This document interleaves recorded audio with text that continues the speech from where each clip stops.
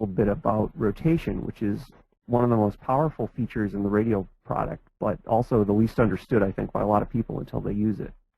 So to access this is done through the database client, like pretty much everything else that has to do with scheduling or changing things that are stored in the server database.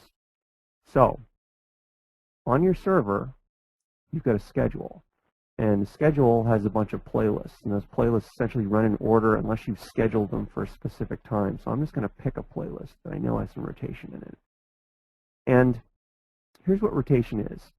So if you're in terrestrial radio, there's typically software that you use that you record essentially a list of things to play for about 2 weeks, and you load it into your automation system.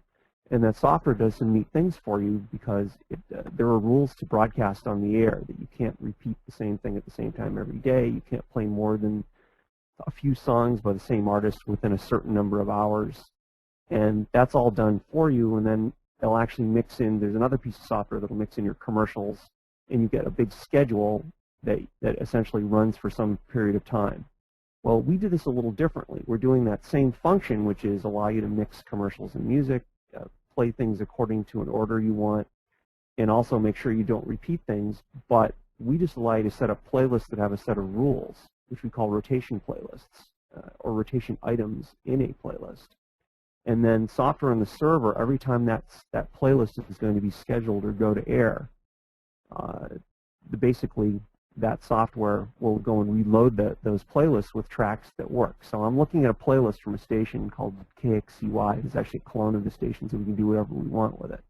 And they're Oklahoma State University Radio. And you notice they've defined types in their database, so there's a lot of types here. There's essentially, about over a dozen of them. And in each slot, they've defined a type. And then at some point down here, they actually have some commercials defined, and these are just files. So every place where in the first column it says rotation, whatever the type is will get filled in by the software automatically to play something you haven't played within a few hours. So every time we'd reload this playlist after it would run, it would look different, but it would still have the same format. So you can say, I want to play 3 new songs in a row, and I want to do station IDs. At some point, so my station has some personality. I'm going to play another song, an ID. I'm going to play a different type of music, etc. And something this station does that's kind of cool is they created a type called new, and the music director uploads new tracks into their database once a month or once a week or whatever, and then classifies them as new. They'll automatically get played in these slots. And they do have paying advertisers for their station, so those 4 commercials are fixed items. They're not done by rotation, so they know they play them specifically, and those play once an hour. And all their playlists are a little bit of a variation of that. They have 3 of them, and you have some other stuff in there as well. So that is the story with rotation. And these playlists can be either scheduled to just float in the schedule, which means that I'm going to change these all to floaters.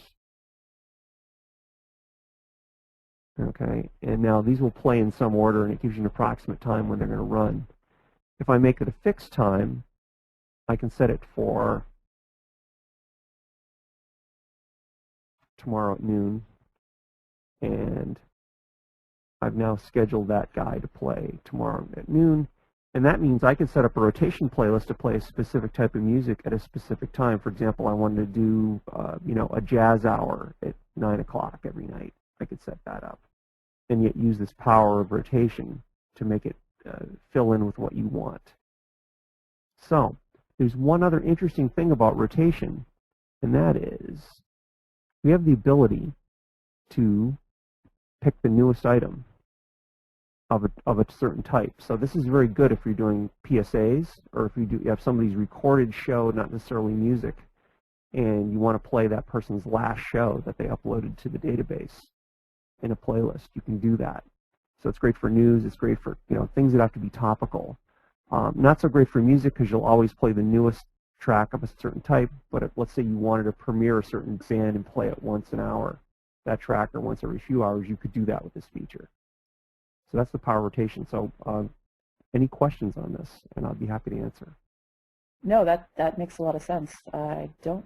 Well, actually, let's see. So as far as how do you create? So you create a playlist and then you Let's do define it. that. Okay. Let's just go do I that. think, That's a yeah. good idea. Let's go do that. Yeah. So I'm going to start out with a blank playlist, and I'm going to keep it with a station ID. I would go to this rotation pull-down menu on the left-hand side of the playlist window, and whatever type I chose next would appear in that slot. Oh, so it's basically a template. Yeah, it's basically You're creating the template. You're creating a template. You save it, and then when it's played, it inserts the actual title, artist, all of that. Okay. Exactly. So what would happen here is I could put in whatever types I wanted, and I could fill those out, and then I could move them around. I say, wow, I really want to put like an indie track second, and then I want to mix some indies and news, and that's what would play. Now you notice these say nothing, as you said, it's a template, right? It just says title, artist. They're basically just blank at this point. But if we put this playlist into schedule, and we'll just have it be a floater, and we'll call it Rotation 4. We're going to save it. It's going to go. I'm going to clear some stuff out here. We're going to put it into our schedule. It's going to appear at some point. It's right now the server is off figuring out what it should play and looking at the rest of the schedule. And there's Rotation 4. So now if I pop that up, I should see is the wonders of a live demo. Right, there it is. Okay. Uh-huh.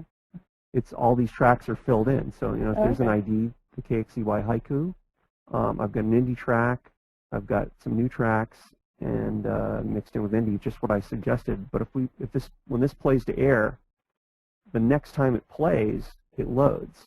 So the only minimum standard for having rotation playlists in your schedule is that you have to have one other playlist in your schedule. And the idea being that while a playlist is on the air, we can't change it. So if you only had one rotation playlist in your schedule, it would never change because we can't change it while it's constantly on the air. So while the other one is on the air or the other of many is on the air, this playlist can get reloaded by the software. You saw that's pretty quick to do. It took us less than about 30 seconds for it to load. It's probably even quicker on the server side if it's going air. So it's really only a few seconds, but it needs to be off the air. And that is the story of rotation.